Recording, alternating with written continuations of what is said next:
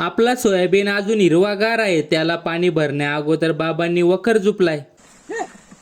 नमस्कार मंडळी, आजच्या लॉगमध्ये तुमचं स्वागत आहे. बरेच दिवस झाले आपण मामाच्या गावालाच कांदे भरत होतो. कालच सगळे कांदे भरून झाले. मग म्हटलं आता घरी निघावं, त्यामुळे रितिशाला घेऊन चाललोय दळवटला. आणि हा काटा बघितला तेव्हा आपल्या गाडीची टाकी रिकामी झालेली दिसली. पुढच्या प्रवासासाठी 400 रुपयाचं पेट्रोल टाकून घेतलं आणि घरी पोहोचलो. त्यानंतर डायरेक्ट शेतातील पीक पाहणी करायला आलो. तर हा सोयाबीन बघा अजून किती हिरवागार आहे. याला आता पावसाची गरज होती, पण पावसाचं कसं आहे तुम्हाला माहितच आहे. गरज नसला की तेव्हा न बोलवता येऊन जातो.